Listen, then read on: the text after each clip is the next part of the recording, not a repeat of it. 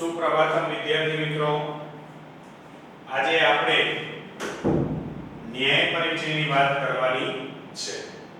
આમ આપણે 11મા ધોરણમાં શીખી ગયા છે કે ન્યાય પરિચય એટલે શું, પણ સામાન્ય આપણે વાતચીત તમને કરી દે કે જેમ ગુજરાતીમાં ખૂબ લાંબી વાતને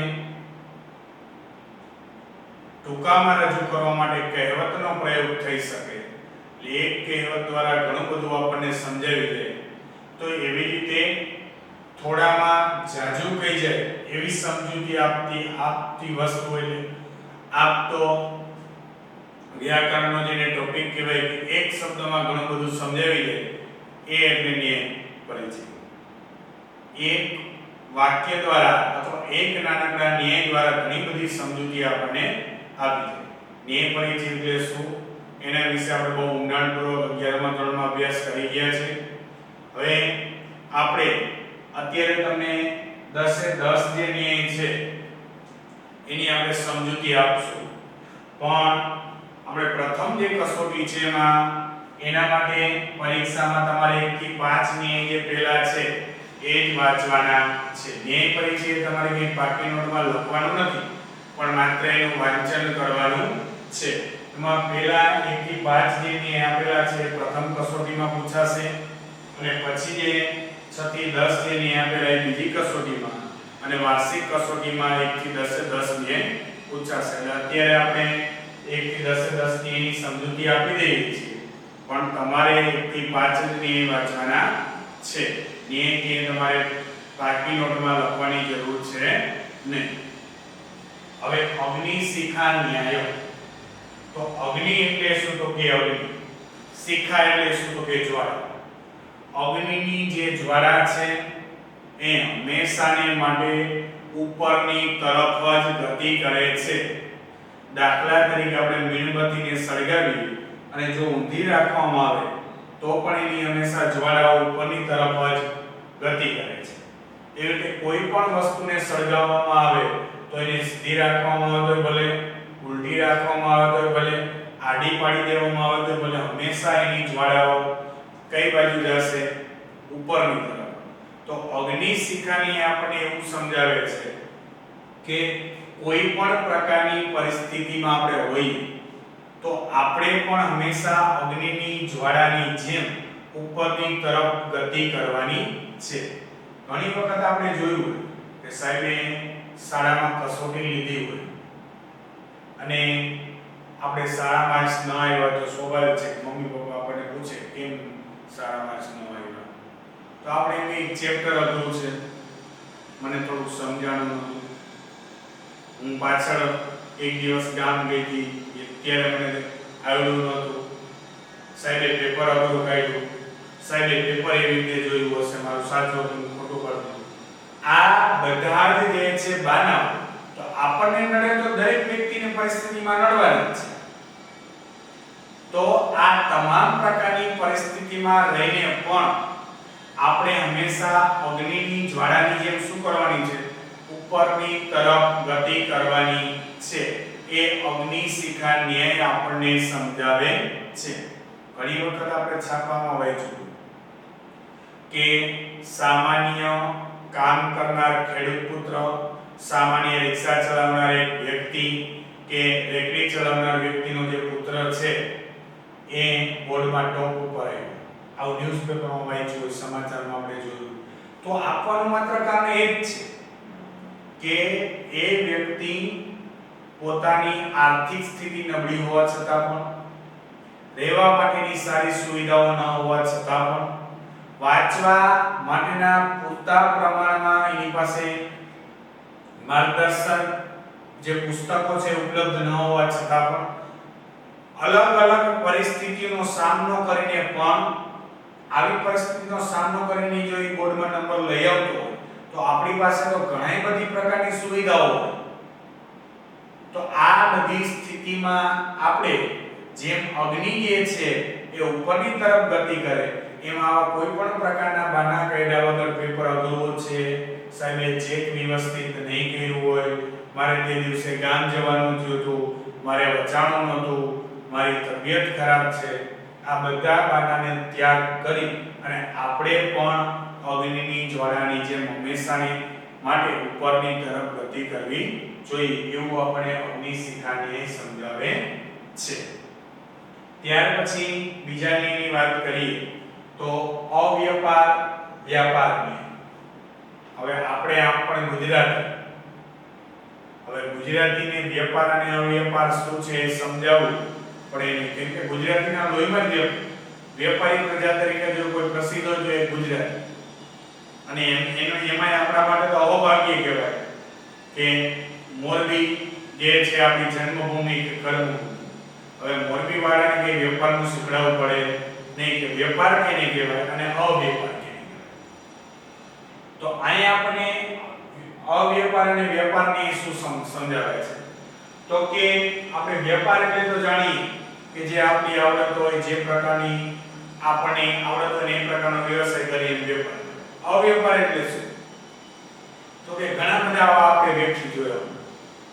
દાખલા તરીકે કોઈ જગ્યાએ પંચર કરાવવા જાય, પંચર કરનાર વ્યક્તિ છે એ પંચર કરતો હોય ને અમારા જેવા સરસ એ એમ ન કરે આમ કરે, એ એમ પંચર ન કરે આમ કરે, એ એમ ઓવા ન કરે આમ કરે.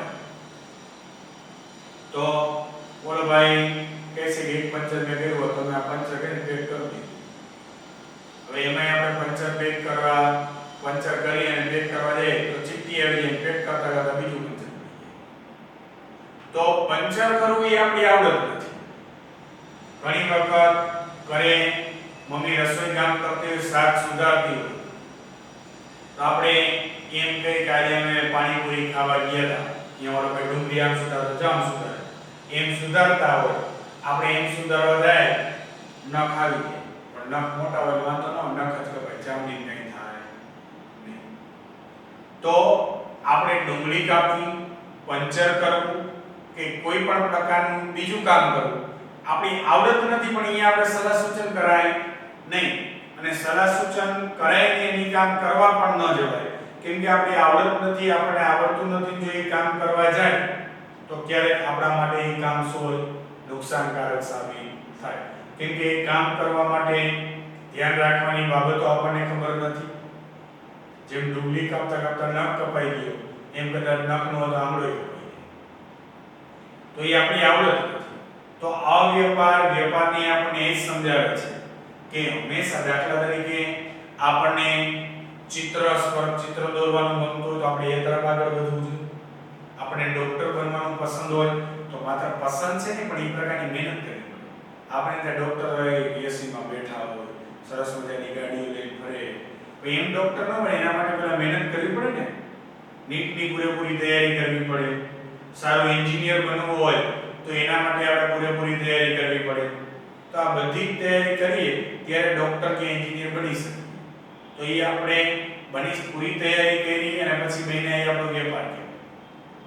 પણ કાંઈ પણ તૈયારી કર્યા વગર આપણે બની જાય આવડે નહીં પછી કાંઈ તેને અવ્યાપાર કહેવાય. તો અવ્યાપાર વેપારને આપણે એ સમજાવે છે કે જે આપણી આવડત હોય એમાં આપણે આગળ વધવાનો પ્રયત્ન કરવો જોઈએ. આવડત ન હોય એમાં આગળ વધવું જોઈએ નહીં, કેમ કે ઘણી વખત ન આવડત હોય આપણા માટે નુકસાનકારક સાબિત થાય. ત્યાર પછીનો ન્યાય ઈચ્છુ રસની. ઈચ્છુ એટલે શું તો કે શેરડીનો સાઠો. હવે દાખલા તરીકે શેરડીના સાઠાની વાત કરીએ એટલે ઘણા મોઢામાં પાણી આવી જાય, પણ શેરડી ખાવામાં માંદો એ સાહેબ ખોલી દે તો હાલ,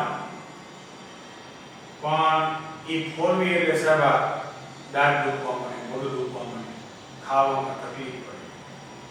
તો હમણાં કોઈ ઢોલકા કરીને કમ્પ્લેટ દઈ દઈએ તો કાંઈ ઉપાધિ હોય નહીં. એના કરતાં સીધો રસનો ગ્લાસ દઈ દઈએ શેરડીના તો જમવાનું. અત્યારે ન હોય, અત્યારે ઠંડુ હતું, ઉનાળો તો આપણને ખબર પડી ગઈ, વાહ મજા આવી ગયો. ખરાબ ઉપર આપણે જતા હોય અને કોઈ શેરડીનો એક ગ્લાસ રસ આપણને આપે તો આપણને કેવો અહેસાસ થાય એ આપણે અનુભવીએ તો ખબર પડે. તો ઈચ્છુ રસની આપણે શું સમજાવે છે કે શેરડીનો જે સાઠો છે દરેક સાઠામાં રસ હોય છે, પણ જો આપણે શેરડીનો સાઠો લઈ આવ્યા પછી અડધી શેરડી આપણે 1-2 દિવસમાં ખાઈ લઈએ અને બીજી કદાચ 10-15 દિવસ સુધી પડી રહી તમારે રસ શું થઈ છે, સુકાઈ જશે. કેમ કે શેરડીમાં રહેલો રસ જો આપણે કાઢવો હોય તો એને મશીનમાં પસાર કરવામાં આવે ત્યારે એમાંથી રસ યોગ્ય પ્રમાણમાં દબાણ આપવામાં આવે ત્યારે એમાંથી રસ પ્રાપ્ત થાય. શેરડીના સાટામાંથી એનો રસ નીકળે નહીં. તો ઇક્ષુરસને આપણે એવું સમજાય દરેક શેરડીમાં રસ હોય એમ દરેક પ્રકારના બાળકોમાં કોઈને કોઈ પ્રકારની ક્ષમતા રહેલી છે. પણ આપણે કેટલા પ્રકારનું પ્રેશર આપીએ છીએ અને કેવા પ્રકારનો રસ કાઢીએ છીએ એ આપણા ઉપર આધારિત છે. જો આપણે પ્રેશર પૂરતા પ્રમાણનું નહીં આપીએ અને એ સમયનો આપણે ઉપયોગ નહીં કરીએ તો જેમ શેરડીના સાઠામાં રહેલો રસ અમુક સમયે સુકાઈ જાય એમ આપણામાં રહેલી આવડત પણ આપણા માટે ઉપયોગી આવતી નથી. તો આ ઇક્ષુરસની આપણે એવું સમજાય દરેક બાળકોમાં કોઈને કોઈ પ્રકારની આવડત છે પણ આપણા જ ક્લાસમાં બેઠેલો વ્યક્તિ આપણી સાથે જ આપણી બેન્ચમાં બેઠેલો વ્યક્તિ સારા પર્સન્ટેજ લે અને આપણે ન કાં તો કે આપણું ધ્યાન ભટકતું હોય, આપણે મહેનત કરતા નથી, ઘરે જઈને વાંચતા નથી. તો આ ઇક્ષુરસની આપણે એ સમજાવે છે દરેક બાળકોમાં ક્ષમતા છે પણ એ ક્ષમતાનો ઉપયોગ કરતા શીખવું જોઈએ, એના ઉપર યોગ્ય પ્રકારનું દબાણ આપતા શીખવું જોઈએ તો જ એ મહેનતનું આપણને પરિણામ મળે. જેમ યોગ્ય પ્રકારનું દબાણ આપવામાં આવે છે ત્યારે જ શેરડીના સાટામાંથી રસ નીકળે છે એવી રીતે બાળક પણ યોગ્ય પ્રકારની મહેનત કરે તો જ એમનું પરિણામ પ્રાપ્ત થાય. તો ઇક્ષુરસને આપણે એ સમજાવે છે. ચોથો ન્યાય એટલે ઉપસર્ગ ન્યાય. ઉપસર્ગ જે છે એ સંસ્કૃતની એક ધાતુ છે. તો જેમ ધાતુ સાથે ધાતુ જે છે અલગ અલગ શબ્દ સાથે જોડાય તો શબ્દના અર્થમાં શું થઈ જાય, પરિવર્તન થાય. તો ઉપસર્ગ રૂપી જે ધાતુ છે એ બાળક જે છે જ્યાં સુધી ભણવા ન જતો હોય ત્યાં સુધી મોજ મજા આનંદ પસાર કરતો હોય, રમકડાથી રમતો હોય, પણ જેમ જ બાળક રૂપી જે ધાતુ છે એ શાળા સાથે જોડાય, ઉપસર્ગ રૂપી ધાતુ સાથે જોડાય એટલે જે રખડવાનો એનો સમય હતો, આનંદ કરવાનો સમય હતો એ જે છે ડાયવર્ટ એટલે અભ્યાસની બાબતમાં આવી જશે. એ જ વ્યક્તિ છે મોટો થઈ કોઈ વ્યવસાય સાથે જોડાશે તો એના અર્થમાં શું થઈ જશે, પરિવર્તન થઈ જશે. પૈસા કમાવાનું એ માધ્યમ વિચારશે, નવો બિઝનેસ કઈ રીતે કરી શકાય, નવા ગ્રાહકો કઈ રીતે જોડી શકાય, એ વ્યવસાયમાં જોડાવાનો એટલે એનો અર્થ બદલાય. એવી રીતે વળી કોઈ બીજા ક્ષેત્રમાં જોડાય તો એના અર્થમાં શું થઈ જાય, પરિવર્તન થઈ જાય. તો ઉપસર્ગની આપણને એ સમજાવે છે કે ઉપસર્ગ રૂપી ધાતુ જેમ બીજા સાથે જોડાય તો એના અર્થમાં પરિવર્તન થઈ જાય તો એ વ્યક્તિ પણ કોઈ અન્ય સાથે જોડાય તો એના અર્થમાં પરિવર્તન થઈ જાય. જેમ કે ગ્રાહક અને દુકાનદાર, રાજા અને પ્રજા, ડોક્ટર અને દર્દી. તો જેમ દર્દી બદલતો જશે એમ ડોક્ટર જે છે એની વાતચીત, એનો સમાધાન કરવાનો, રોગનો નિદાન કરવાનો રીત, એને દવા આપવાની એની સાથે વાતચીત, આ બધું બદલાઈ જશે. વેપારી જે છે જેવા પ્રકારનો ગ્રાહક આવશે એવા પ્રકારની વાતચીત કરશે. કોઈ ખેડૂત વ્યક્તિ આવે ખેડૂતની દ્રષ્ટિએ વાત કરે તો વેપારી વર્ગનો વ્યક્તિ આવે એ રીતે વાતચીત કરશે. તો આ ઉપસર્ગ ન્યાય આપણને એ સમજાવે છે કે જેમ ઉપસર્ગ રૂપી ધાતુ અન્ય સાથે જોડાય તો એના શબ્દના અર્થમાં પરિવર્તન થઈ જાય એવી રીતે બાળક પણ કોઈને કોઈ જગ્યાએ જોડાય તો એના શબ્દના એના જીવનના અર્થમાં શું થઈ જાય, પરિવર્તન થઈ જાય. એ ઉપસર્ગ ન્યાય આપણને સમજાવે છે. ત્યાર પછીનો પાંચમો ન્યાય એટલે ઉત્સર્ગ વૃષ્ટિ. ઉત્સર્ગ એટલે બંજર જમીન અને વૃષ્ટિ એટલે વરસાદ. હવે કોઈ રણ પ્રદેશના વિસ્તારમાં કદાચ ગમે તેટલો વરસાદ થાય તો એ શું ઉપયોગી છે? કોણ કહેશે ઉપયોગી છે કે નથી? ઉપયોગી છે નથી. કેમ? હા, કદાચ એ કોઈ નાના મોટા જીવજંતુઓ માટે પાણી પૂરું પાડી શકતો એ માટે ઉપયોગી છે, પણ એ બંજર જમીનમાં કાંઈ ઉગતું નથી. હવે એ રણ પ્રદેશમાં વરસાદ થાય તો એ પાણી જે છે કોઈ ખેડૂત એનો ઉપયોગ ન કરી શકે, કોઈ વનસ્પતિ વાવેલી તો એના માટે ઉપયોગી નથી. આ અહીંયાની જે વનસ્પતિઓ રણ પ્રદેશની એના માટે ઉપયોગી છે, પણ એ બંજર જમીનમાં બીજું કઈ ઉત્પાદન થાય નહીં. તો ઉત્સર વૃષ્ટિને આપણને શું સમજાવે છે કે ઘણી વખત આપણે યોગ્ય જગ્યાએ યોગ્ય રીતે મહેનત ન કરતા હોય તો એ આપણા માટે શું છે?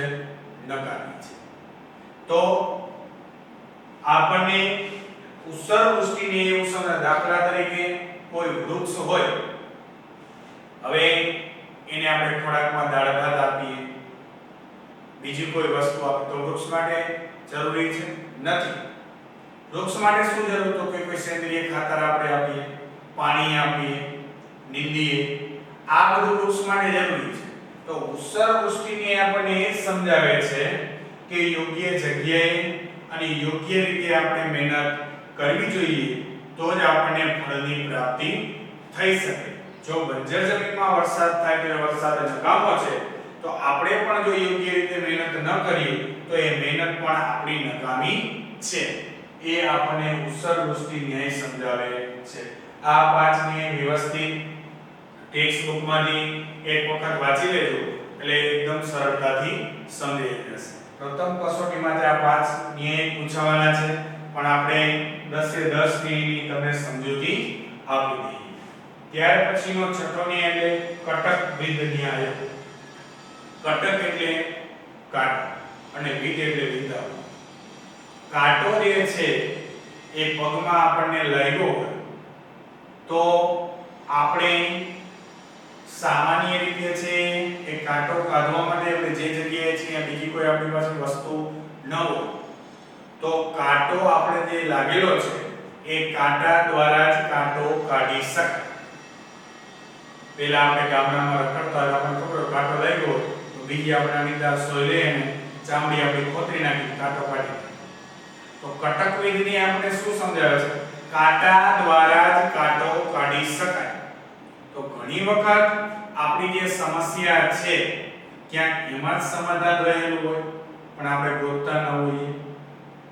જેમ આપણે આરોગ્યની દ્રષ્ટિએ જોઈએ તો ઝેરનું મારણ ઝેર છે. કોઈ વ્યક્તિને ઝેરી સાપ જો કરડવામાં આવે તો એના માટે કોઈ ઝેરી ઇન્જેક્શન જ સામે આપવામાં આવે તો સારી રીતે સ્વસ્થ ઘણી વખત થઈ જતો હોય વ્યક્તિ. તો જેમ ઝેરનું મારણ ઝેર છે એવી રીતે કાંટો લાગે તો કાંટા દ્વારા જ કાંટાને કાઢી શકાય. તો ઘણી વખત એ સમસ્યામાં જ સમાધાન રહેલું હોય પણ એ વ્યક્તિએ સમસ્યાનું નિરાકરણ માટે પૂરેપૂરી એ સમસ્યા સમજવી જોઈએ તો જ એ વ્યક્તિને એમાંથી સમાધાન મળે. બાકી સમસ્યા સમજ્યા વગર માણસ એમાંથી સમાધાન કરી શકે નહીં. જેમ કાંટો લાગે અને એ કાંટા દ્વારા જ કાંટો નીકળી શકે, જેમ કોઈ ઝેરી પદાર્થ કેળ્યો હોય તો એને એવા પ્રકારનું ઝેર આપવામાં આવે તો જ ઝેર શરીરમાંથી ઉતરે. તો કટકને વિધ ન્યાય આપણને એ સમજાવે છે કે કોઈ પણ પ્રકારની સમસ્યા હોય તો એમાં જ ઘણી વખત સમાધાન રહેલું હોય તો એ સમસ્યાને આપણે સમજવી જોઈએ અને એનું સમાધાન કરવાનો પ્રયત્ન કરવો જોઈએ. ત્યાર પછીનો ન્યાય એટલે ચિત્ર તુરંગ ન્યાય. ચિત્ર એટલે તો કે કોઈ પણ કાગળ કે ભીત ઉપર દોરેલું ચિત્ર એને ચિત્ર. તુરંગ એટલે ઘોડો. હવે દાખલા તરીકે કોઈ નાનું બાળક છે ગજીઓ કરે તો મને સિંહ બતાવો, મને વાઘ બતાવો, મને ઘોડો બતાવો. હા, અહીંયા આપણી આજુબાજુમાં હવે એમ કે આ બતાવો, આજુબાજુમાં હવે આપણી પાસે ઉપસ્થિત હોય એવું કોઈ બતાવવાનું પ્રાણી કે તો આપણે બતાવીશું. પણ જે આપણા માટે પણ ભયજનક સિંહ બતાવ કે શું સિંહને લઈ આવીને આપણે બતાવી શકશું? નહીં બતાવી. સીધું આપણે ગૂગલમાં સર્ચ મારીએ સિંહનો ફોટો આવે, સિંહ વિશેની માહિતી આવે. સિંહ વિશે આપણે એને સમજાવ્યું. હવે બાળકને સિંહનું ચિત્ર બતાવ્યું, એવી રીતે ગાયનું ચિત્ર બતાવીએ, ઘોડાનું ચિત્ર બતાવીએ, હાથીનું ચિત્ર બતાવીએ તો એ બાળક જ્યારે શાળામાંથી બહાર નીકળશે તો કોઈ પણ જગ્યાએ બતાવ્યા પછી બહાર નીકળશે તો તરત જ કહેશે પપ્પા હાથી જાય છે, ઘોડો જાય છે. કેમ? તો કે ચિત્ર ઉપરથી એને ખબર પડી ગઈ કે આવા પ્રકારના પગ હોય, બરાબર, આવા પ્રકારનું શરીર હોય એને હાથી કહેવાય. ચિત્ર દ્વારા એને ઘણી બધી માહિતી મળી. એવી રીતે સિંહની માહિતી મેળવી શકાય. પણ સ્વાભાવિક ચિત્ર એ ચિત્ર છે અને વાસ્તવિક એ વાસ્તવિક છે. પણ ચિત્ર દ્વારા ઘણી બધી માહિતી મેળવી શકાય. તો ચિત્ર તોરણની આપણે શું સમજાવે છે? આપણે 11 12 માં અભ્યાસ કરતા હોય તો 12 પછી કોઈ મેડિકલ લાઈનમાં અભ્યાસ કરવા માટે જાય, કોઈ ડોક્ટર બને, કોઈ સર્જન બને, તો ડાયરેક્ટ સ્વાભાવિક છે કે એના મનુષ્યના અંગોનો જે છે એ દાખલા તરીકે ઓપરેશન કરવાનું, પણ એના માટે પહેલા એને ચિત્ર બતાવવામાં આવે. ચિત્રમાં અંગો કેવા પ્રકારના કઈ રીતે કામ કરે છે એવા પ્રકારનું ચિત્ર એને બતાવવામાં આવે. ચિત્રમાં કટિંગ કરવામાં આવે અને જોડવામાં આવી ચિત્ર દ્વારા સમજી આવે. દાખલા તરીકે અહીં સીધે સીધો આ માણસને એમ કહે તમે ડાયરેક્ટ ઓપરેશન કરવાનું તો શક્ય છે નહીં, પણ એનું પ્રેક્ટિકલ જ્ઞાન જરૂરી છે. જેમ આપણે 11 12 માં પ્રેક્ટિકલ શીખીએ તો પ્રેક્ટિકલ સૌથી અગત્યની વસ્તુ પ્રેક્ટિકલ જ મહત્વની છે. જો આપણને પ્રેક્ટિકલ આવડતું હોય તો એની પૂરેપૂરું જ્ઞાન આપણને ખબર પડે કે એ પ્રેક્ટિકલ કર્યા પછી કયું રાસાયણિક બને, કઈ રાસાયણિક કઈ રીતે બને, એનો ઉપયોગ કઈ રીતે કરી શકાય.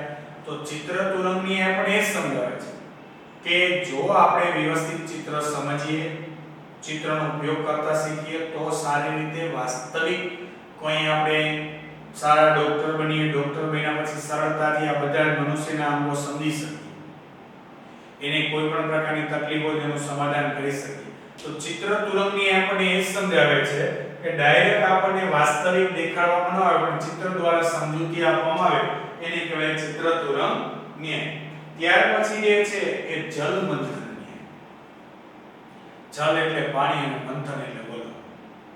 હવે પાણીને જો વલવવામાં આવે તો કાંઈ પણ પ્રાપ્ત થાય નહીં, પણ આપણે આ દહીંને જો વલવવામાં આવે તો એમાંથી શું પ્રાપ્ત થાય?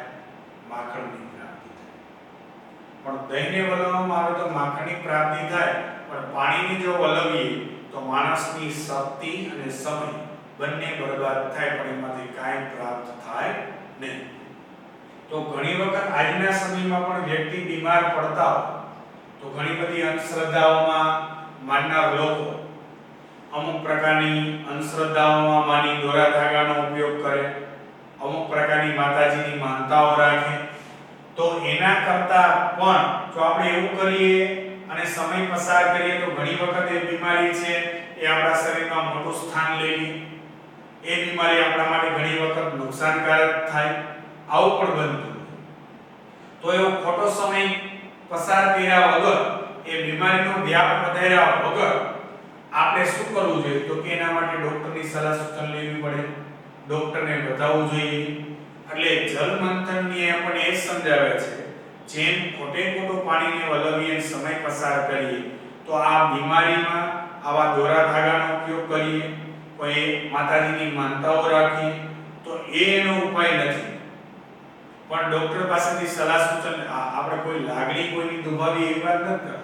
માતાજીને માનવા જોઈએ, યજ્ઞ હવન કરવા જોઈએ, આ બધી જ વસ્તુ જરૂરી છે, પણ આપણે કોઈ લાગણી દુભાઈ એવા પ્રકારના વાક્યનો પ્રયોગ નથી કરતા. પણ ખોટે ખોટો આપણે આપણો સમય પસાર કરીએ જો ડોક્ટરને બતાવવા ન જાય તો ઘણી વખત અમુક સમય પસાર થયા પછી એ બીમારી આપણા માટે ભયંકર સ્વરૂપ લઈ લે. તો આ જલ મંથનની આપણને એ સમજાવે છે કે ખોટો સમય પસાર ન કરવો જોઈએ, ડોક્ટરની સલાહ સૂચન લઈ અને એમાં આગળ વધવાનો પ્રયત્ન કરવો જોઈએ. ત્યાર પછી જે છે નદી સમુદ્ર ની. તો નદી સમુદ્ર ની આપણને શું સમજાવે છે? તો કે નાના નાના ઝરણાઓ છે એ ભેગા થાય એટલે નદી બને. અલગ અલગ નદીઓ જે ભેગી છે થાય એટલે સમુદ્ર બને. તો અંતે બધાનો વિલય કેમાં થાય? સમુદ્ર. તો આપણે અહીં બેઠા બેઠા વાતો કરીએ કે ભારત છે આ રીતે સમૃદ્ધ થઈ શકે, આ રીતે વિકસિત દેશ થઈ શકે, આ રીતે આગળ વધી શકે, માત્ર વાતો કરવાથી શક્ય છે નથી. જો દરેક વ્યક્તિ એવું વિચારે કે હું મારી જગ્યાએ કોઈ પણ પ્રકારની મહેનત કરું, બેઠા બેઠા મારે કંઈ પ્રાપ્ત કરવું નથી, મફતનું લેવું નથી, દરેક વ્યક્તિ આ રીતે મહેનત કરે, મહેનત કરશે તો વ્યક્તિ પોતે કમાશે. દરેક વ્યક્તિ પોતે કમાય તો વ્યક્તિની માથાદીઠ આવક વધે તો આપમેળે રાષ્ટ્રનો વિકાસ થાય, પણ માત્ર વાતો કરવાથી થાય નહીં. જેમ નદી જે છે સમુદ્રમાં ભળે છે, નાના નાના ઝરણાઓ નદીમાં પડે, નદી સમુદ્રમાં પડે ને વિશાળ સ્વરૂપ લે, એમ જો માણસ પણ દરેક વ્યક્તિ પોતે કમાય, મહેનત કરવાનું વિચારે તો પોતાની આવક વધે, પોતાની આવક વધે એટલે રાષ્ટ્રની આવક વધે, પોતે સમૃદ્ધ થાય એટલે રાષ્ટ્ર સમૃદ્ધ થાય. પણ એ અવશ્ય વિચારવું જોઈએ માત્ર પોતાનું જ નહીં, પણ અંતે જે હું કરું છું એમાં મારું તો કલ્યાણ થાય પણ રાષ્ટ્રનું પણ કલ્યાણ થાય, રાષ્ટ્રનું હિત થાય, રાષ્ટ્રને હું કાંઈક મદદરૂપ થાવ.